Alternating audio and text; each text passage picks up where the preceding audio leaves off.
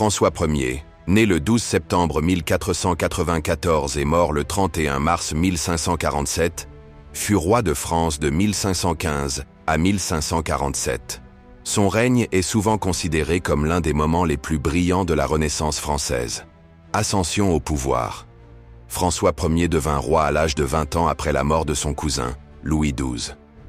Son ascension est marquée par des événements politiques et militaires importants, notamment la bataille de Marignan en 1515, où il remporta une victoire décisive contre les troupes suisses, consolidant ainsi sa position en tant que chef respecté. Cette victoire lui permit également de reconquérir le duché de Milan, renforçant ainsi le prestige de la France en Europe. Période de règne. Le règne de François Ier se caractérise par un grand dynamisme. Il favorise les arts, la culture et la science. Il est connu pour avoir établi des relations diplomatiques avec d'autres puissances européennes, notamment en s'opposant à l'Empire Habsbourg et en formant des alliances avec les Ottomans et les États de la mer Méditerranée.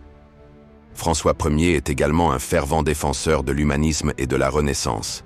Il invite des artistes comme Léonard de Vinci à la cour, ce qui entraîne un épanouissement de l'art et de l'architecture en France, visible dans des œuvres comme le château de Chambord.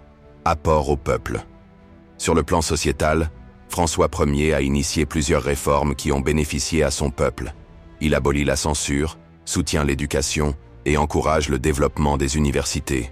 Il favorise aussi le français en tant que langue officielle, consolidant ainsi l'identité nationale.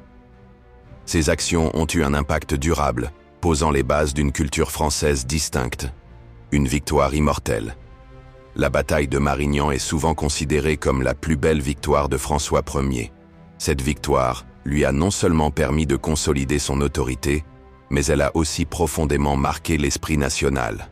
En effet, cette bataille est davantage qu'une simple victoire militaire.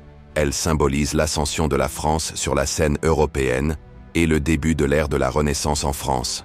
En résumé, François Ier est un monarque qui a su faire preuve de vision et de courage, laissant un héritage culturel et politique durable qui continue d'influencer la France aujourd'hui.